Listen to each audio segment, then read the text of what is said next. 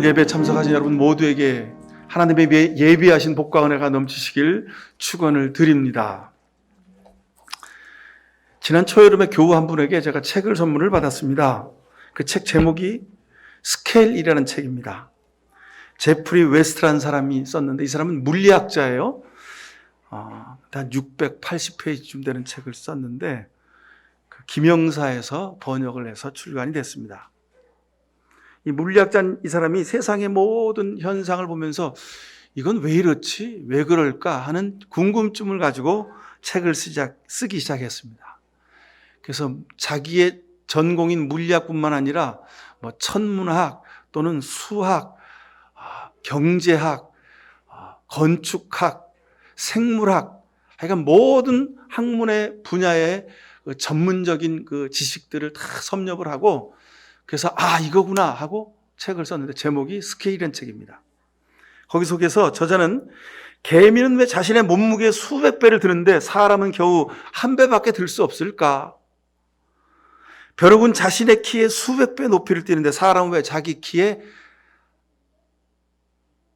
정도밖에 못 뛰지? 이런 궁금증을 가지고 연구를 시작한 겁니다. 여러분 한번 읽어보세요. 고개가 끄덕여지는 아주 진리가 그 속에 있더라고요. 이런 질문으로 시작한 탐구는요, 모든 생물 속에, 모든 사회 현상 속에 또는 과학적 원리 속에 모두 일관되게 적용되는 어떤 법칙이 있음을 발견했습니다. 그래서 이 사람이 그 법칙의 이름을 스케일의 법칙이라 그렇게 이름 지었어요. 이게 개인과 사회조직, 도시와 기업 속에서도 그대로 적용되는 것을 아주 690여 페이지의 책을 통해서 자세히 증명을 해나가는데 기가 막히더라고요, 아주. 그래서 저는 그걸 보면서 이분이 참 하나님이 귀하게 쓰셨구나 그런 생각을 들었습니다. 하나님이 창조하신 세계를 세포 단위에서부터 우리 인간이 살아가는 기업과 사회 구조에 이르기까지 모든 것이 다 프랙탈 구조라고 하는 그 구조로 다 만들어졌다는 거죠. 하나님의 창조의 비밀을 이 사람이 캐낸 것이나 다름없습니다. 발견한 것이죠. 저는 이 책을 읽고 나서 물질 세계뿐만 아니라 우리 영적인 세계, 믿음의 세계에도 이 스케일의 법칙이 적용되고 있음을 통찰하게 되었습니다. 신앙생활의 가장 중요한 주제가 여러분 예수 그리스도를 본받는 것이지요. 근데 에베소서 3장 18절 19절에 보면 이런 말씀이 있습니다. 믿음으로 말미암아 그리스도를 여러분의 마음속에 머물러 계시게 해주길 바랍니다. 여러분의 사랑 속에 뿌리를 받고 털을 잡아서 모든 성도와 함께 그리스도의 사랑의 넓이와 깊이와 높이와 그 크기가 어떠함을 깨달을 수 있게 해 주십시오라고 기록하고 있습니다. 그리스도의 사랑의 넓이와 길이와 높이와 깊이, 이것이 영적인 스케일의 법칙입니다.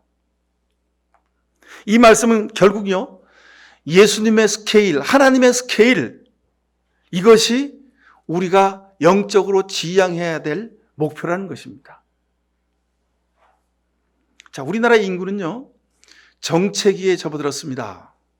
그래서 2030년 되면 이제 줄어들기 시작합니다. 근데 세계적으로는요, 2100년이 되면 무려 120억 명이 된다고 예상을 하고 있습니다. 우리 교회 주리, 지민이, 오니, 한재, 이 아이들이 80대 할아버지, 할머니가 되면 그때 세계 인구가 120억 명이 된다는 겁니다. 적어도요, 2100년 120억 명이 사는 이 세계를 우리가 생각하면서 기도해야 합니다. 도대체 인류는 지속 가능할까?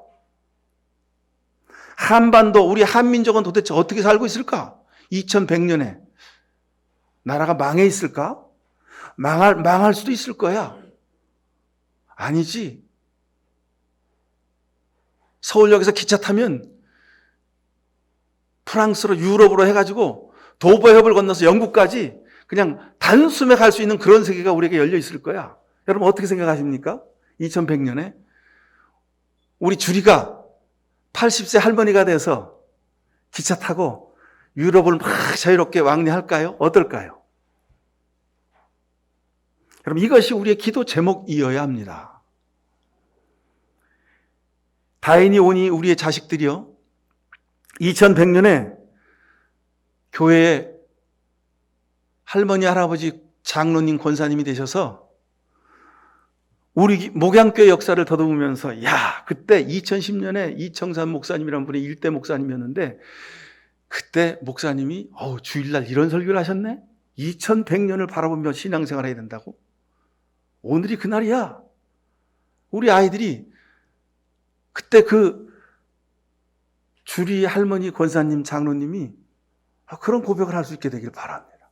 물론 우리는 그때 다 하늘나라 가 있겠죠, 그죠? 지금으로부터 90년 후 반드시 이때가 옵니다.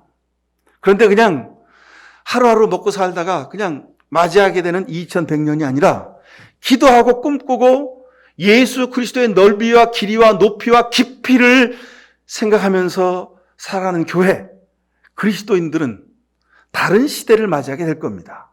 2100년, 다른 시대가 우리에게 도래합니다.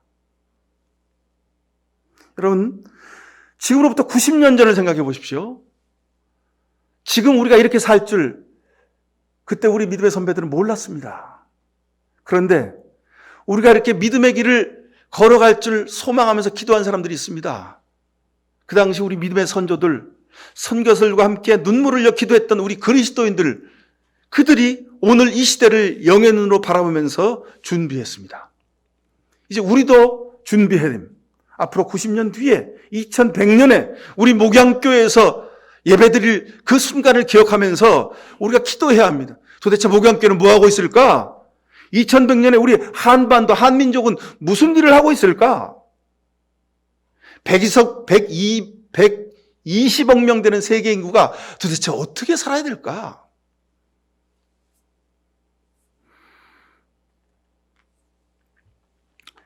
사랑하는 교회 여러분, 이제 우리는 2100년을 바라보면서 눈물로 씨를 뿌리는 기도를 드려야 합니다. 이게 우리의 신앙의 영적 스케일입니다. 글쎄요, 2050년까지는 누가 얘기합디다만, 우리는 2100년까지 내다보고 기도하고 살아가실 수 있기를 바랍니다. 어떤 영적 스케일을 가지고 기도하냐에 따라서 그 사람의 인생의 열매가 결정됩니다. 어떤 사람은 30배, 60배, 100배 열매를 맺게 되겠지요. 근데 어떤 사람은 아예 싹도 나지 않습니다. 왜일까요? 길가에 떨어진 씨앗이기 때문에 그렇습니다. 길가에 떨어진 씨앗은 새들이 와서 다 쪼아먹어버려서 아예 싹이 나기도 전에 그 존재 가치가 사라져버립니다. 어떤 씨앗은 흙이 얇은 돌밭에 떨어졌습니다. 근데 싹이 나오지만 뿌리를 내릴 수 없어서 그냥 말라 죽어버립니다. 어떤 씨앗은 가시떨기가 있는 가시덤불이 있는 밭에 떨어졌습니다. 그래서 싹이 나고 조금 자라긴 하지만 자라려고 하는데 가시덤불이 다 그 기운을 막아갖고 자라지 못하고 그냥 또 말라 죽습니다. 어떤 씨앗은 좋은 땅에 떨어집니다. 그래서 30배, 60배, 100배 열매를 맺습니다. 예수님이 우리에게 가르치신 말씀이고 우리가 살면서 그대로 눈으로 확인하는 말씀입니다. 2100년에 여러분이 눈물로 씨를 뿌리는 그 씨앗들이 30배, 60배, 100배, 1000배, 만배로 열매 있는 복을 누리시길 축원합니다. 여러분, 이런 영적인 스케일을 가지고 우리 살아가실 수 있기를 간절히 바랍니다. 영적인 스케일은요, 물질적인 스케일과 직접적인 연관성이 있습니다. 우리가 사는 모든 세계의 물질의 현상은 우리의 영적인 현상과 아주 직접적으로 연관되어 있습니다. 왜냐하면 영적인 생각으로 우리 생각과 태도가 결정되고 우리가 물질 세계에서 활동하고 일해서 어떤 열매를 얻게 되기 때문에 그렇습니다. 1997년 이른 봄에 오직 꿈속에 보여주는 것을 찾아서 이곳 상암동에 왔고 이 상암동의 교회터를 잡고 예배를 드리기 시작했습니다. 두 아이의 돌반지, 타고 다니던 승용차, 보험 해약금, 또 전세 보증금, 개척 후원 헌금 등을 모아서 약 8천만 원을 들여서 상암동 151-2번지에 78평의 허름한 집을 하나 매입하고 그곳을 예배당 삼아 예배드리기 시작했습니다. 사람이 달라지는 교회, 은혜로운 교회, 세상을 변화시키는 교회라는 비전을 가지고 기도하기 시작했습니다. 교인은 어른 셋, 그리고 아이 둘, 5명이었습니다. 하지만 기쁨과 감사로 하루하루를 살았습니다. 1997년 여러분이 다 아시다시피 우리 한민족 역사에 하여간 기록될 만한 사건, IMF 사건이 있었죠. 맨손으로 시작한 개척교회가 그 IMF의 위기의 시대를 참 견디기에 너무나도 버겁고 힘들었습니다. 하지만 오직 그의 나라와 의의를 구하라는 그 말씀을 기억하고 복음을 증거하고 사랑을 나누는 일에 최선을 다했습니다. 우리 교회 안에 부설 사회선교기관 이름이 내일을 여는 집입니다. 그곳에서 어느 교인분이 헌금한 30만 원을 가지고 황학동 시장에 가서 중고 버너와 솥단지, 도시락, 그리고 쌀 20kg를 사서 결식아동 도시락 싸는 일을 시작했습니다. 처음에는 20개, 그 다음에는 30개, 그 다음에는 50개, 70개, 80개, 그리고 마지막에는 제일 많이 쌌던 것이 120개를 도시락을 쌌습니다. 그래서 그 도시락 120개를 이 상암동에 있는 결식아동 집에 매일마다 그 집 문 앞에 다 배달하고 그렇게 13년을 그 일을 했습니다. 요즘은 이제 많이 세상이 좋아져서 동네 복지관에서 이제 그 일을 대신 담당하고 있습니다. 우리 힘으로는 할 수 없는 일을 13년 동안 했습니다. 그 일을 하면서요, 정말 예수님 말씀하신 30배, 60배, 100배의 열매가 열릴 것이다 하는 이 말씀이요, 그냥 우리 손끝에서 그대로 다 보이는 거예요. 30만 원으로 시작했는데 1년 뒤에 결산했더니 3천만 원을 결산했어요. 우리가 도시락 싸면서 나눈 것이 3천만 원이 됐어요. 그야말로 100배가 된 거죠. 10년 동안 4번이나 교회 이사를 했습니다. 그리고 12년 전 지금 이곳에 예배당을 지었습니다. 그때 교인이 10여 명이었습니다. 여러분, 10여 명 중에 아이들, 청년 빼거나 어른은 몇 사람 없었습니다. 근데 이 교회가 어떻게 지어졌는지 저도 잘 모르겠습니다. 하여간 이 교회가 지어졌습니다. 전적으로 하나님의 은혜였습니다. 하나님이 아주 세밀하게 역사하셨습니다. 지난주에 오셨던 국전약품 주식회사 그 심순선 장로님, 회장이란 분, 그분의 이야기를 제가 몇 번 드렸었죠. 다시 한번 드리면 내일 시멘트를 부어야 되는데 돈이 없는 거예요. 어떻게 해야 되나. 시멘트는 현금 줘야지 그 레미콘 차가 오는데 어떡하나. 그래서 하여간 교회 여기 위에 올라가서 기도하고 내려왔는데 그분이 오신 거예요. 그래서 그분이 헌금해 주셔서 그 다음날 시멘트를 부어서 오늘 이 교회를 짓게 된 겁니다. 그런 일이 한두 가지가 아니었습니다. 5명으로 시작한 교회였는데 이제는 어른이 40여 명, 아이들이 한 20명. 지금도 여전히 작은 공동체이지만 그래도 사랑과 서로 격려와 섬김 있는 아름다운 교회 공동체를 이루게 되었습니다. 전적으로 하나님의 은혜 때문에 가능한 일이었습니다.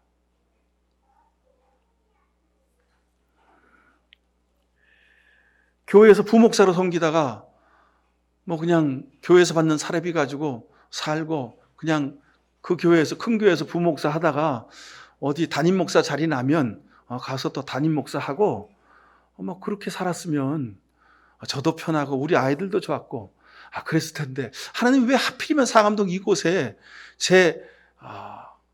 저뿐만 아니라 저희 아이들까지 그리고 여러분들까지 함께 모여서 우리의 젊음과 청춘을 들여서 헌신하게 하셨을까?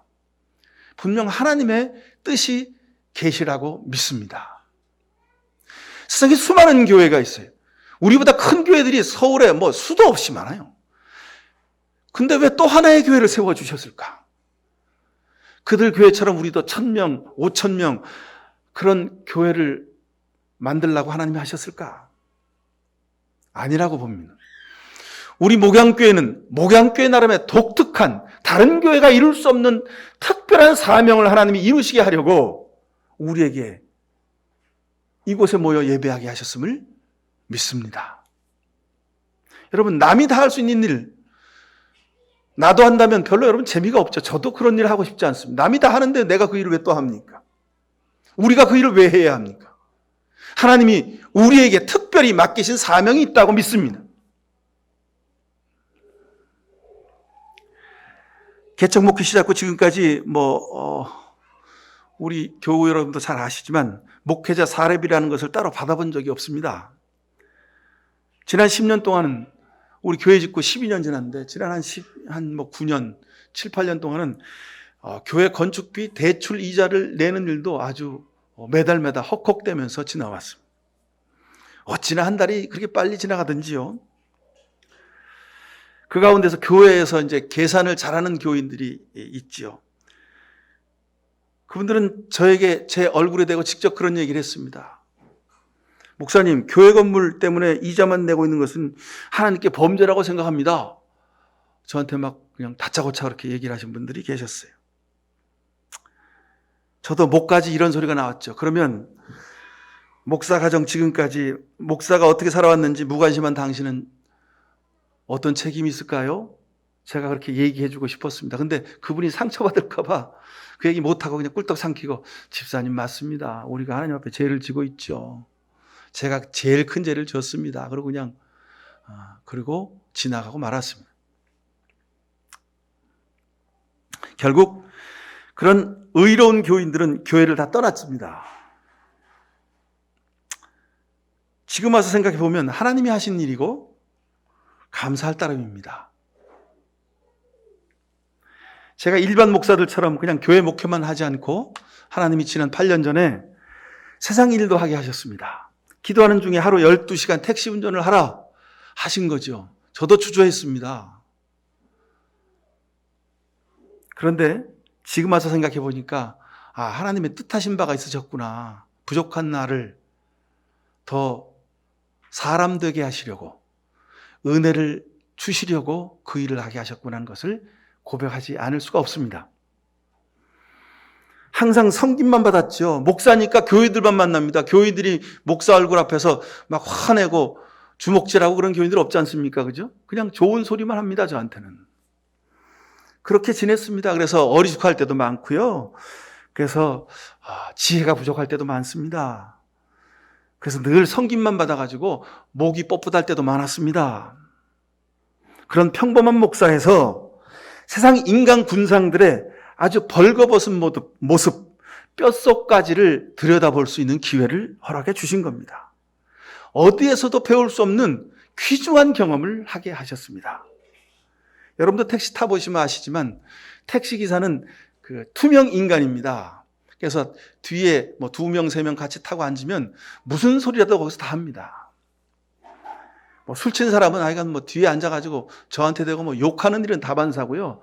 주먹질, 제 뒤통수에다 주먹질 하는 짓도 다반사고요. 침도 여러 번 맞아 받았습니다. 목사의 옷을 벗고 세상 속에서 본 그리스도인들은 참으로 놀라웠습니다. 제가 알던 그리스도인들하고는 180도 다른 사람들이었습니다. 제가 말씀드렸죠. 수요일 날 9시, 10시쯤 됐는데 하여간 광화문에 있는 큰 교회입니다. 아주 역사적 전통 있는 교회인데 그 교회에서 50대 중반의 아주머니들 3분이 도락 타는 거예요. 그래서 집사님, 권사님, 제가 물어봤어요. 자기들끼리 대화하는 중에 집사님, 권사님 하니까 알죠. 회장님 하는 거 보니까 여신도 회장인 것 같아, 한 사람은. 근데 그 3사람이 그 택시를 타고 어딜 가냐면 국민대 건너편에 그 무당집, 점집이 많은 곳으로 갑니다. 여기야, 집사님 여긴데? 지난번에 왔던데 이 집 맞잖아. 그리고 내려서 골목으로 들어갑니다. 제가 이상하다. 그래갖고 차 내리고 저도 뒤쫓아가 봤어요. 갔더니 이렇게 막 촛불 켜있고 이상한 휘장 막 두른 그 집으로 3사람이 쏙 들어가요. 교회에서 수요예배 마치고 여신도 회장님하고 권사님, 집사님이 셋이서 의기투합해서 아주 용하다는 점집에 점 보러 간 거예요.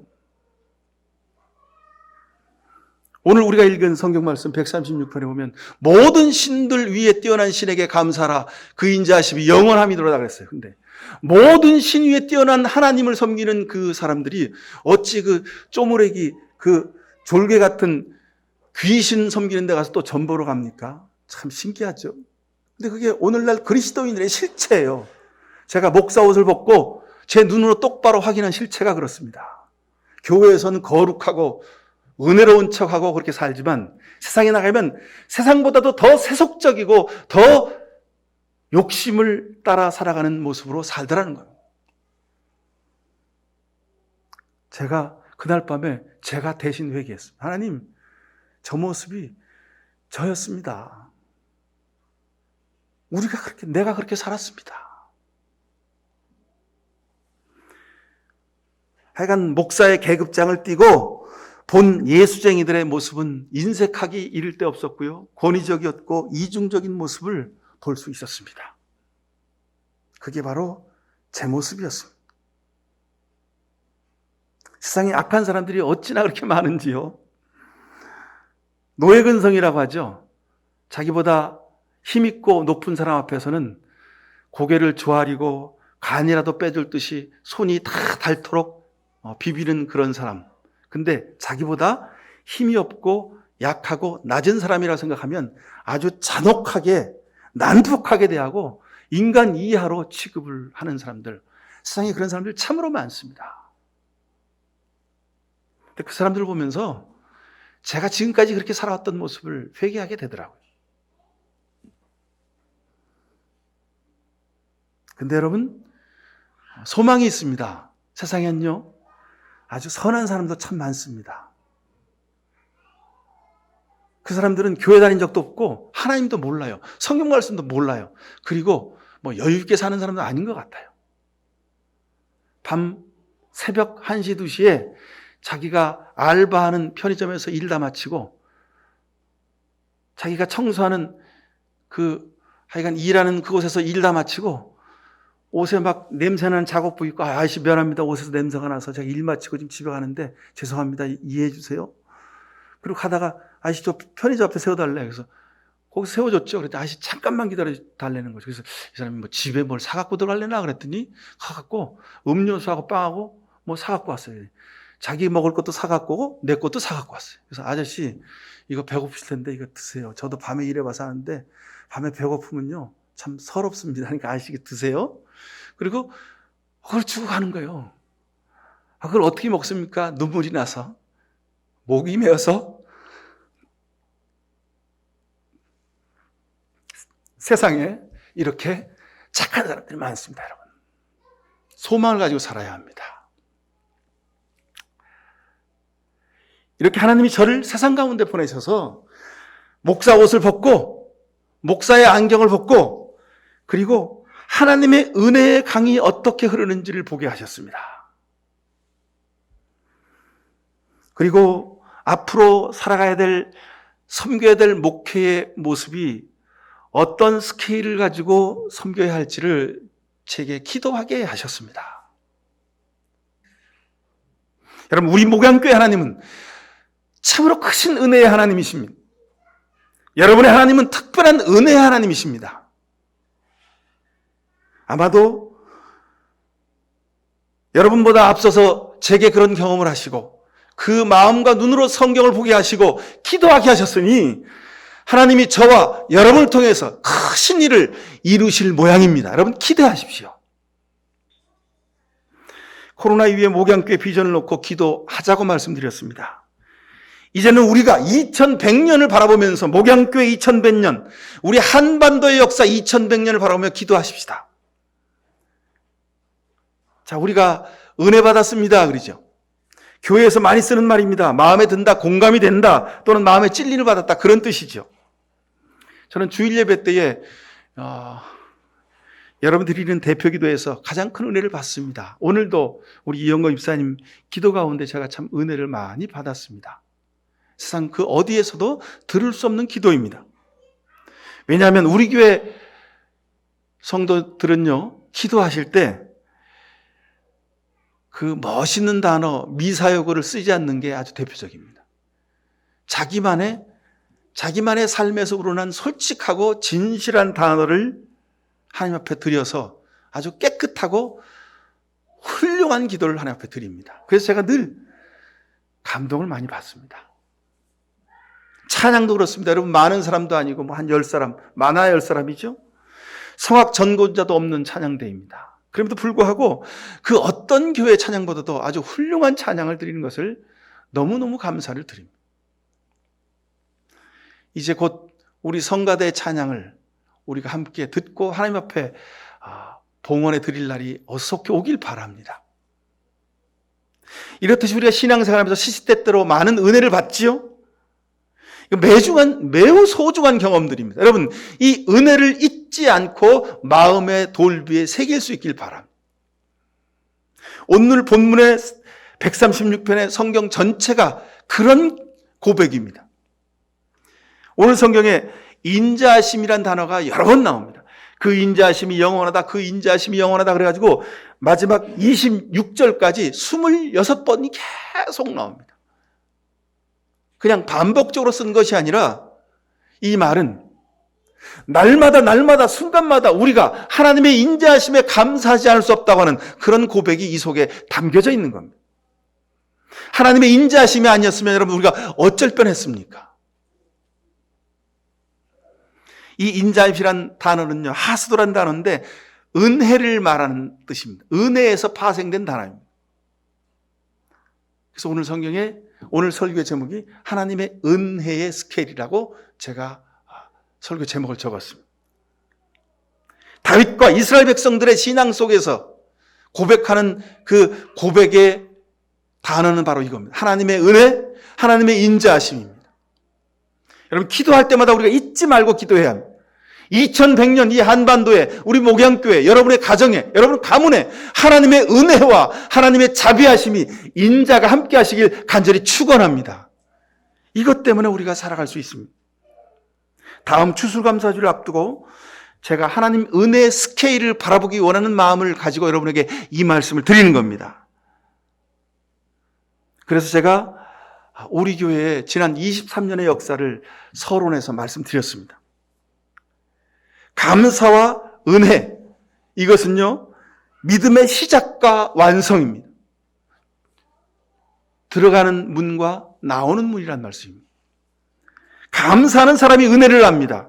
감사하는 사람이 은혜를 받습니다. 감사하는 사람이 은혜를 나누며 사는 겁니다. 그럼 어떻게 감사하는 사람이 될 수 있을까? 간단합니다. 은혜를 알아야 감사할 수 있습니다. 은혜를 알아야 감사할 수 있습니다.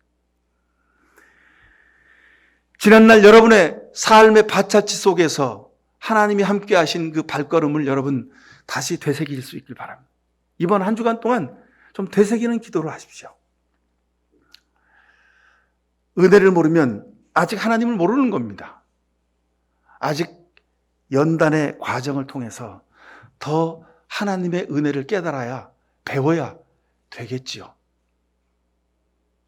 여러분, 그러기 전에 작은 것에서부터 감사하고 그 은혜를 깨달아 하실 수 있길 바랍니다. 고린도후서 8장 9절에 보면 여러분은 우리 주 예수 그리스도의 은혜를 알고 있습니다. 그리스도께서는 부요하나 여러분을 위해서 가난하게 되셨습니다. 그것은 그분의 가난하심으로 여러분들이 부요케 하시려는 하나님의 뜻이라 그랬습니다. 하나님의 은혜가 얼마나 놀랍습니까? 우리가 세상에서 지치고 힘들고 병들고 고통하고 외롭고 눈물 지어 살아가는 삶의 모습, 그것은 하나님이 우리로 하여금 부요케 하시고 웃게 하시고 건강하게 하시고 기쁨으로 살게 하시는 하나님의 뜻이 그 속에 숨겨져 있음을 여러분 감사하실 수 있길 바랍니다. 지금 우시는 분이 있습니까? 지금 주저앉아 계시는 분이 있습니까? 지금 질병의 고통으로, 두려움으로, 아픔으로 여러분 고통 중에 있는 분 있습니까? 하나님이 여러분을 강하고 튼튼하고 건강하고 더 지혜롭고 더 기쁨과 감사가 넘치는 삶을 살게 하시는 하나님의 예비하심이 있음을 믿고 감사하실 수 있길 축원합니다. 자, 오늘 본문을 자세히 보십시오. 모든 신들 가운데 가장 크신 하나님 그랬습니다. 홀로 기적을 일으키신 분 그랬습니다. 지혜로 하늘을 만드셨다 그랬습니다. 큰 빛을 지으신 분, 밤을 다스릴 달과 별을 지으신 분, 이집트에 장자를 치셨고 홍해를 두 동강 내신 분, 바로와 그 군대를 홍해로 쓸어버신 하나님이시라고 말씀하고 있습니다. 우리 삶에도 이런 역사가 그대로 일어나고 있습니다. 23절에 우리가 낮아졌을 때 우리를 기억하여 주셨다 그랬습니다. 여러분, 세상 사람들은 우리가 낮아지면 무시하고요, 떠나버립니다. 그리고 외면하고 우리의 전화도 우리의 말도 들어주지 않습니다. 여러분 많이 경험하셨죠? 저도 경험했습니다. 교회를 개척하니까, 더군다나 개척하고 한 15년쯤 됐는데 택시 운전한다니까 제가 동료 목사들의 전화하면요, 제 전화 안 받습니다. 왜요? 우리가 낮아지면 세상 사람들은 우리를 외면합니다. 무시합니다. 근데 그때 하나님은 우리를 기억해 주신다고 말씀하십니다. 우리를 원수들에게서 건져주신 분, 26절에 보니까 하늘에 계신 하나님께 감사하라 그랬습니다. 여러분, 왜 하늘에 계신 하나님이라고 기록되어 있을까요? 여러분 그렇잖아요. 드론을 띄워서 보면 다 보이죠. 여러분 요즘은 뭐 드라마나 무슨 모든 영상물을 보면 다 드론에다가 카메라를 장착해서 하늘 높이에서 다 찍죠. 그래서 아주 뭐 화면이 웅장하고 멋있습니다. 하나님이 하시는 일에 뭐 1000분의 1쯤 하는 거죠. 하나님이 하늘에서, 하나님이 드론에다가 카메라 가지고 고성능 카메라로 우리의 삶을 다 찍어 보고 계신다는 겁니다. 왜요? 우리를 지키시려고, 우리를 도우시려고, 우리가 뭐가 필요한지를 알아내시려고 하늘에 계신다는 뜻입니다. 여러분, 이 하나님께 감사하실 수 있기를 축원합니다. 오늘 이 본문 말씀 한 절 한 절 읽으면서 얼마나 은혜가 되든지요. 여러분, 은혜를 아는 사람만이 감사할 수 있습니다. 하나님이 하늘 높이에서 우리를 쳐다보고 계시는데, 여러분, 우리는 최소한 날마다 우리 삶 속에서, 내가 살아가는 삶의 반경 속에서 하나님이 나를 어떻게 지키셨는지, 도우셨는지, 어떻게 먹이고 입히셨는지 여러분 아시잖아요. 그 하나님께 감사의 기도를 드리는 이 한 주간 되실 수 있기를 축원합니다. 가을날 피어난 꽃 한 송이를 보고도, 높은 가은 하늘을 보고도 우리가 감사하실 수 있기를 바랍니다. 넘어져서 주저앉아 지금 있습니까? 그러더라도 주저앉게 하시는 하나님 앞에 감사하실 수 있기를 바랍니다. 내 생명이 누구 때문에 붙어 있습니까? 내 건강이 누구의 노력 때문입니까? 건강함도 병들었던 것도 회복시켜 주신 것도 지켜주신 것도 전부 다 하나님의 손길 때문 아니었습니까? 그래도 지금 내가 이 세상에서 먹고 살만하게 된 것도, 우리 가정을 지켜주신 것도, 그래도 자녀들과 함께 웃고 저녁 때 함께 상을 나눌 수 있는 것도, 잠자리에 들게 될 수 있는 것도, 그 모든 것이 하나님의 은혜가 아니었습니까? 하나님이 우리를 돕지 않았더라면 어떻게 될 뻔했습니까? 하나님이 나를 지켜주지 않았더라면 어떻게 될 뻔했습니까? 하나님을 외면하고 말씀을 무시하고 세상 일에만 몰두하고 살 때가 많이 있었죠. 그리고 사람 말만을 듣고 의지할 때가 있었습니다. 돈만을 따라 살 때도 많이 있었습니다. 그럴 때에도 하나님은 나를 버리지 않으셨고 내 곁을 떠나지 않으셨고, 그리고 곁에서 묵묵히 지켜보고 계셨습니다. 네가 언제 십자가 밑에 돌아오겠느냐고 하나님이 내 대신 우시며 기다리고 계셨습니다. 은혜를 아는 사람은 그러기에 하나님 마음을 아는 사람입니다. 은혜를 아는 사람은 측은한 마음으로 같이 사는 사람들을 섬길 수 있는 그런 사람입니다.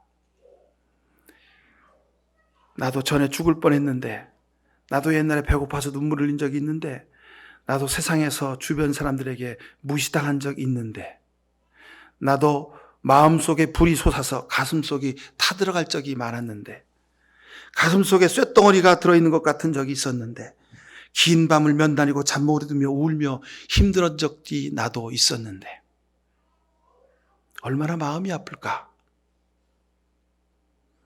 이 치근한 마음이 들면 남편도 아내도 자식도 부모도 여러분의 형제 자매들도 우리가 다시 사랑하며 섬기게 될 수 있을 것입니다. 여러분, 이것이 우리의 영적인 감사의 스케일입니다. 이사야서 42장 3절에 그는 상한 갈대를 꺾지 않으시며 꺼져가는 등불을 끄지 않으시며 진리로 공의를 베풀 것이라 했습니다. 상한 갈대도 꺾지 않으시는 하나님이 여러분을 들어서 상한 갈대를 보듬어 눈물을 흘려 기도하게 하실 것입니다. 우리 주변에 아파하는 이들과 함께 우는 그런 믿음의 기도를 드릴 수 있게 하실 것입니다. 여러분, 이런 은혜의 스케일, 기도의 스케일을 가지고 우리 목양교회가 여러분들이 이 민족을 섬기고 2100년을 준비해 가실 수 있는 그런 놀라운 은혜의 사람들 되실 수 있기를 축원을 드립니다. 기도하십시다. 사랑의 아버지 하나님, 감사합니다. 내 멋대로 내 마음대로 그렇게 살았는데 그럼에도 불구하고 우리의 영의 눈을 띄어주셔서 하나님의 사랑의 그 높이와 넓이와 깊이와 크기를 알게 하셨음을 감사합니다. 이후로 하나님의 인자하심을 기억하며 은혜를 기억하는 우리가 되겠습니다. 마음속에 은혜의 마음을 담아서 눈물로 기도하며 섬기는 삶을 살겠습니다. 주님, 우리와 함께 하셔서 이제 우리 교회가, 우리 성도들이 2100년을 믿음으로 기도하는 아름다운 영적인 스케일을 가진 그리스도인들 되게 하여 주옵소서. 예비하신 복과 은혜를 허락하여 주옵소서. 예수 그리스도 이름으로 기도하옵나이다. 아멘.